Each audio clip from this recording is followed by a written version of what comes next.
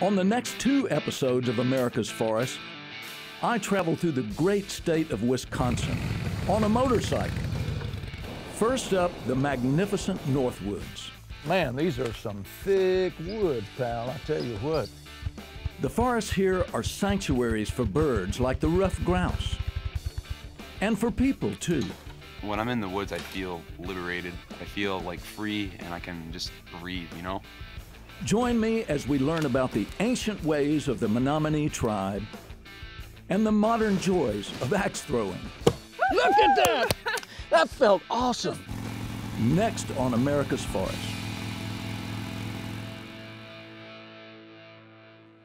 Hi, I'm Chuck Leavell. You know, in addition to my beautiful family, there's 2 things in my life that I have a special interest in and love for: music and trees. My wife, Rose Lane, and I own and manage our own forest land right here in Georgia, Shoreline Plantation. We grow southern yellow pine as well as other species here. And you know, as I get to travel the world with the Rolling Stones or some of the other artists that I'm so privileged to work with, I get to meet all kind of folks that also have a passion and love for trees, forests, and the outdoors. And now I get to share their stories with you. So join me as we journey through America's forests.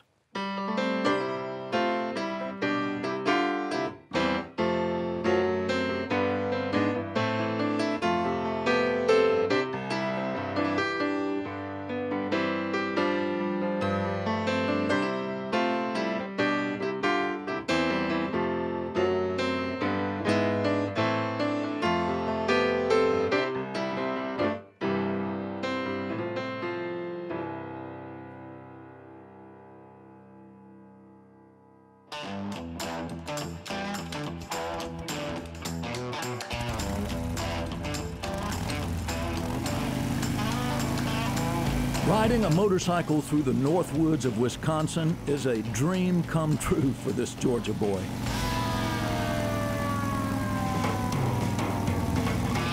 This is a landscape carved by the last ice age, with rolling hills and countless lakes and miles of unbroken forests. People in Wisconsin love to go up north for the weekend, and now I'm lucky enough to be one of them. My first stop is Minocqua. My tour guide told me he'd be easy to find. Just take a left at the Big Blue Ox. Now that's a sure sign that I'm in Paul Bunyan country. You must be Fred. I'm Fred. Good morning, Chuck. Chuck How are Leavell. you? Good to see you, man. Good to see you. Welcome to the Northwoods. Oh, it's great to be here in Minocqua. And by the way, have you met my manager here? He's a good man. He is. He's been around a long time. He has, hasn't he? Can't wait to get out here and see some of these forests in this wonderful state of Wisconsin. Oh yeah, really excited to have you here. We got a lot of good forest land here in Wisconsin. About half of our land is forested. Yeah. A lot of recreational opportunities, wildlife opportunities, forest industry. It's really great to have you here to show you what we're doing here in Wisconsin. All this, and guess what else? What? We get to ride Harleys. Absolutely.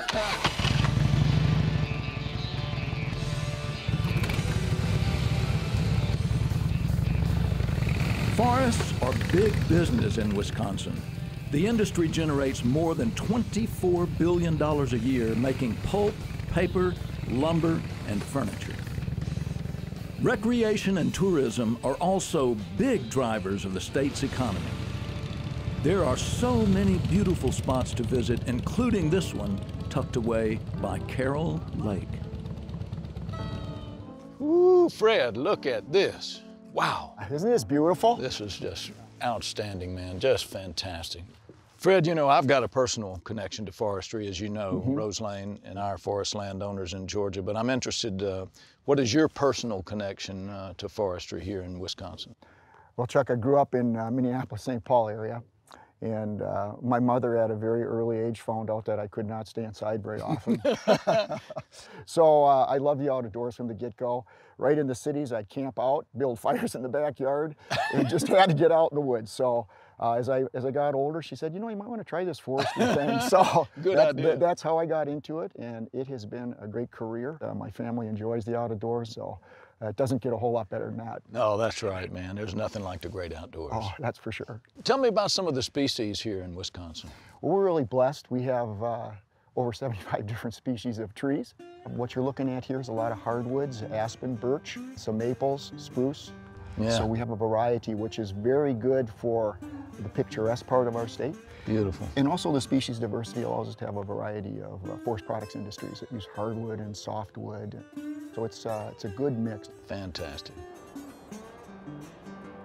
Well, you know, you were telling me earlier that half the state is forested. How does that equate in terms of acreage? About 17 million. 17 million acres. Right, 17 million acres, and it's a variety of ownerships, federal, state, and private, and county. The largest ownership is small private forest landowners. I'm sure you can relate to that. Oh, yeah. Down in Georgia. I are one. Yes, you are. And so we have 60% of that ownership. I mean, that's a lot. 60%. Yeah. So our goal in the division is to ensure sustainable forest management of all the forests. So we need to work in partnerships. 3, 4, 5, 6. One of those partnerships is with Wisconsin's private landowners. For more than 8 decades, the state has helped folks reach their own goals to improve the health of their woods, to provide income, and to leave a legacy for the next generation. But the unique thing here, Chuck, that a lot of people don't understand is this is a working forest. And with a working forest, we can do forest management, provide products to the industry. We can also provide recreational opportunities and wildlife opportunities, ecological opportunities, protecting the water. And I think people miss that these aren't separate activities. No. This can all be done together with proper forest management. All of the above. Yes, for sure. A working forest can be all of the above. If we do it right, we can harvest trees to build our homes and offices, and we can protect wilderness both today and in the future. Wisconsin is leading the way.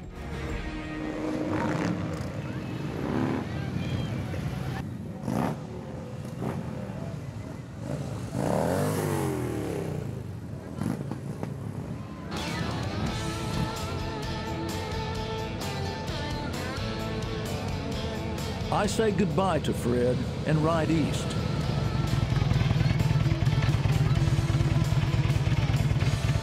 My next stop is at a campground in the Chequamegon-Nicolet National Forest.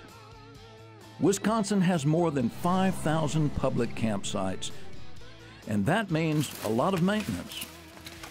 I'm here to help out a crew of young folks who are clearing trails and restoring cabins. Hi, guys. Hello. How y'all doing? Good. How are you?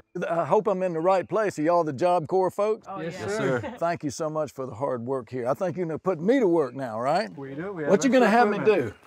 We're going to be staining the cabin here. I get a brush? You do. Cool. Ready to go? Yep.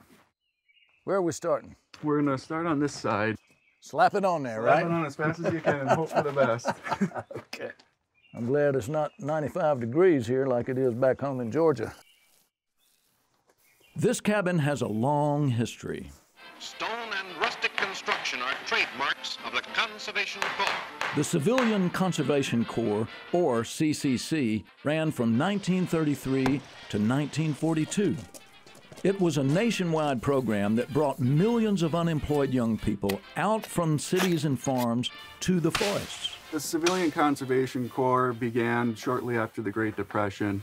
It was a way for individuals who, didn't have a means to come out and work in the forest. Get a job. Yep. In Wisconsin, CCC members controlled forest fires, planted trees, and built trails, bridges, and shelters that are still used today.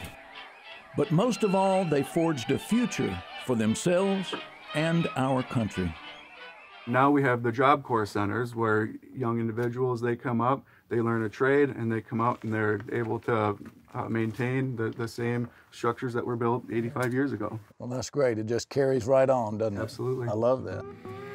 The tradition continues through a joint program of the Job Corps and the U.S. Forest Service. Together, they operate 28 civilian conservation centers across the country.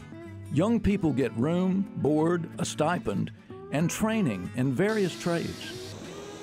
For many, working in the woods has changed their lives. I actually came from Chicago, Illinois, the south side, and I wasn't doing really well. I found myself being here in Job Corps. I found the person that I feel like I was actually supposed to be. It felt like I was just stuck in one little circle, and now I'm starting to explore, and it's like awesome, and I love it so much. It's kind of sad that some people don't get to experience the woods. You know, it's breathtaking. You know, you see nature, you're in nature, you're at its finest, and being out here in Job Corps, being surrounded by the woods, you know, it helps me focus on doing my best and going to find a job after Job Corps. I love it, honestly. I mean, I just love being out in the deep woods, I guess. I was just going through a lot in my life. I got expelled and stuff from high school, so I needed something to give me the strength to really get through the dark times. When I'm in the woods, I feel liberated. I feel like free, and I can just breathe, you know? Feeling free in the woods, now that's something I can relate to. And I feel proud that the work started by the Civilian Conservation Corps almost 100 years ago might be here 100 years in the future. It's pretty cool being a part of something that has been here for years and to be here for many more years. Yeah. One day I'll be able to say to my kids, hopefully, I was a part of that, you know. That's right. With you, Chuck. Right. Absolutely. Cool. I think we got this cabin looking pretty good so far, don't we? We sure do. Am I hired? You're gonna keep me on? You're hired.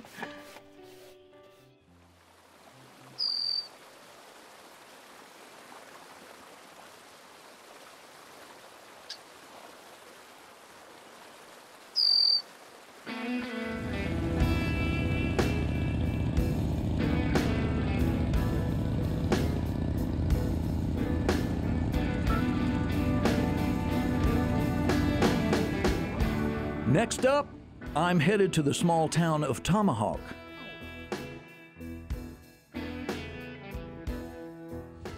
Here, I will be meeting with John Steigerwalt, who comes from a long line of Wisconsin tree farmers. John? Mr. Leavell, nice to meet you. Yes, sir. How are you? Not too bad. Great. Welcome to the tree farm. John's family owns about 200 acres of woods with an emphasis on diversity, from pines to spruce to aspens and oaks. This is tree farm number 17 in the state of Wisconsin. Wow. My family, they've been in the tree farm program since the early 50s. These trees that we're driving past right now are the beginning of that tree farm. These were planted in 1948. The Steigerwalts are part of the American tree farm system, and so am I. The program began back in 1941, and today it helps landowners improve wildlife habitat, maintain clean water, and harvest wood sustainably. One thing that I love about the tree farm program is that it helps landowners become stewards. It gives them the tools necessary to become stewards of the land on their own little piece of nature. It's a proud feeling, isn't it, to be a private forest landowner. It's in your blood, it's in your family, and you know, for me as a rock and roller, it's 180 degrees difference from what I do when I'm out touring. And when I get home from that tour and I get to walk in those woods, man, there's just nothing like it. Each tree farmer I meet has their own passion. For John, it's providing habitat for a special woodland bird, the ruffed grouse. Man, oh man, these are some thick woods, pal, I tell you what. But I guess this is what those ruffed grouse are looking for, huh? What the grouse are looking for is they're looking for thick cover, both on the ground layer and above. They're looking for the ability to evade predation. Yep. Looking for a place they can overall be safe. You know, some might call this a perfect habitat niche for the ruffed grouse. Yes, yeah, sanctuary. It definitely is. Ruffed grouse are particularly fond of aspen forests. In the spring and summer, they can hide from predators in a dense stand of young aspen.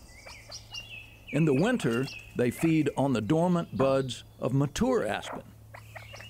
These are quaking aspen, and I love them because they're one of the only tree species they can identify acoustically. When you hear that chatter of the leaves, it kind of signifies fall here in northern Wisconsin when you hear that chattering. Well, I love it. It's got its own song, doesn't it? It does. Beautiful. The aspen makes music, and so does the ruffed grouse. The male ruffed grouse has a behavior called drumming to attract a mate and defend territory. He stands on top of a fallen log and lets it rip. It sounds kind of like a Harley, doesn't it? John and I are going to give the ruffed grouse a boost by cutting down a tree to make a drumming log. And we're getting help from a professional woodswoman. Chuck, I want to introduce you to a friend of mine who's going to be helping us out today. Kate, this is Chuck. Hey, Hi, Kate. Chuck. Nice to meet you. I'm Kate. Oh, it's a real pleasure. You are a real lumberjill. Yeah. Wisconsin's own Kate Witkowski. Stand to your timber. 3, 2, 1, go! Competitive timber sports is growing in popularity both on college campuses and at professional tournaments. Hayward, Wisconsin is home to the annual Lumberjack World Championship. Lumberjacks and lumberjills of all ages compete in events like hot sawing, pole climbing, springboard chopping, and even axe throwing. Kate has kindly agreed to give me some pointers. With axe throwing, it's all about staying calm and loose. So I like to take a good, maybe not quite so loose, I like to take a good exhale breath when I release the axe, and that kind of just lets all of your energy follow through with the axe instead of getting stuck in your body. I got this. Okay, you got it. I believe in you. All right, here we go. Oh man, I missed the whole thing. You have power on that one. A little bit to the right, I would say. Yeah, I think it was back here. So you want to give a good stance, use your legs for your power. Okay. And just, yeah, try to relax as much as possible. How's that? Let the axe do the work. That looks good. Okay, here we go. A little practice. Yep. And here we go. Look at that! Look at that! I'm a champ! That felt awesome. Now you'll be a pro. All right, enough screwing around, you two. We got work to do. Oh man, I was having fun. Okay, all right. Chuck, you know, if piano playing doesn't work out, I think you can be a lumberjack. My second career. Your prize. All right, yeah. how many points was that? That'll give you 4 points. 4 points? Yeah. I think I might retire now while I'm ahead.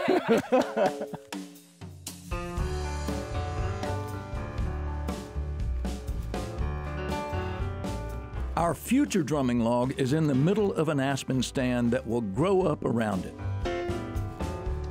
All right, Kate, so you're going to do the face cut? Yeah, I'll put the face cut in, and then I'm going to have you come in with the back cut, and hopefully that'll fell the tree exactly where we want it to go. Okay, very good. Let's get started.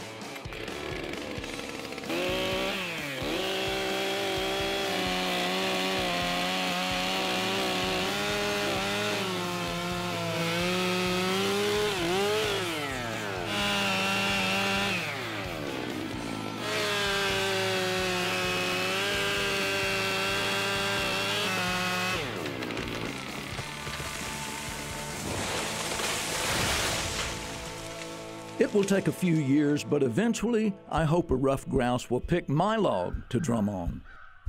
And the beat will go on and on and on.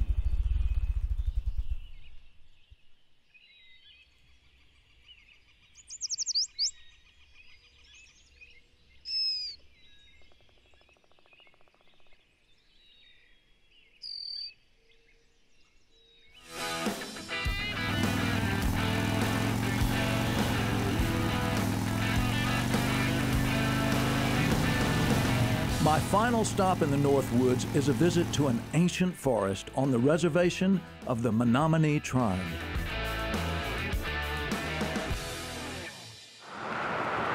Though the Menominee Nation lost much of its homeland through treaties, they held on to more than 200,000 acres of forest, one of the largest intact forests in the state of Wisconsin. Unlike much of the Northwoods that was completely clear-cut, this forest has been managed since 1854 with a steady eye on sustainability. You can feel the difference here in the mix of ages, sizes, and species of trees. The forest is probably the oldest managed forest land, large land base in the United States. Marshall Pecor is the Menominee forest manager. The tribe obviously understood the dynamics of forest and how forests change and what maintains forest. That's a concept of sustainability which has prevailed today.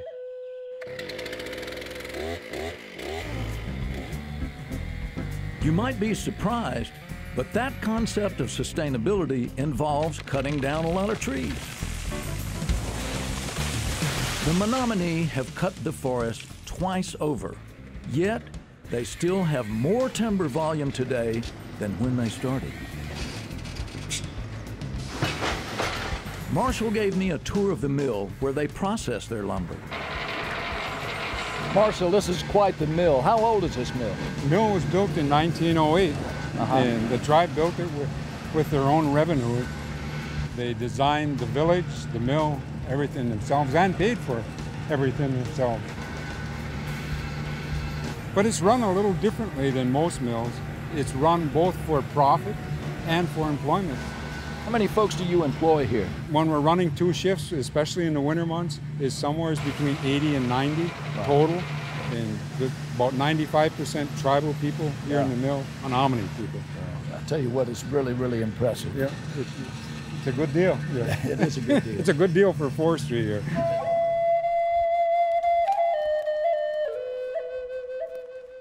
The Menominee adhere to a business philosophy that puts the forest first, not the market. In a lot of places, what happens is they cut the biggest diameter and sometimes their best trees first and leave the worst.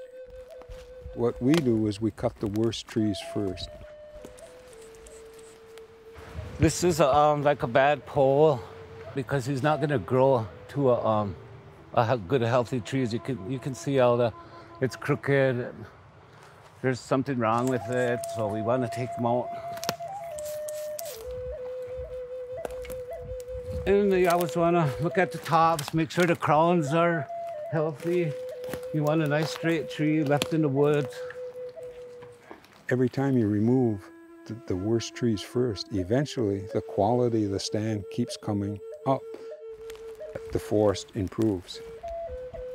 What we're doing is going to affect our grandkids, their grandkids, so we hope to leave them a better forest. You can kind of have your cake and eat it too. The thing you have to do, though, is practice restraint. A lot of the management techniques that we use on the forest aren't real unique to Menominee. What's unique to Menominee is the restraint that the tribe uses. The forest is worth probably millions and millions and millions of dollars. The tribal members could say, let's liquidate and we'll all be rich, which has happened on many other lands.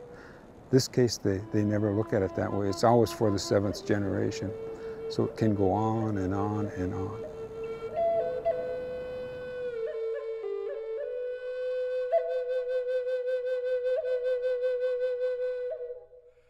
My Menominee name is Chequamegon-Nicolet, and it kind of translates to walks with the black wolf. My Mokemon name, my American type of name is Wade Fernandez, and I'm part of the Bear Clan from the Menominee tribe. No road trip would be complete for me without a chance to play some music. I was lucky enough to connect with Wade Fernandez, a Menominee musician, at the Audio for the Arts recording studio. Buzz and Wade. Oh. We've got Chuck here. Hi, guys. Chuck. Buzz. You're Buzz? Welcome. So nice to meet you, yeah, sir. It's a real pleasure, man. Good to see you. Hey, what's up? I've been listening to you, man. You sound great. This is you here, isn't it? Yes, it is. All right. Beautiful, beautiful play. Thank you, Chuck. Gorgeous. You ready for wild horses? Yeah, you know, in Menominee language, it's Passikokasiwak. Oh, that's so beautiful. That's great. Let's go do it. Yeah, excellent. Let's roll. Right this way. We are rolling. This is vocal take 1.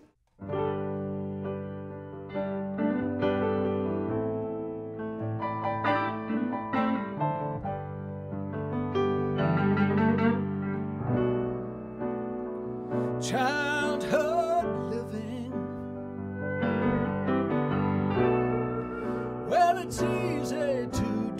Wisconsin, they say up north is not just a part of the state, but a state of mind. I will always remember my time here, but I have to bid goodbye to the Northwoods and head south to see more of the magic that Wisconsin's forests have to offer. I hope you will join me on the next episode as my journey through Wisconsin continues. From urban tree work in Milwaukee to the Forest Products Lab in Madison to the legacy of conservation in the Baraboo Hills.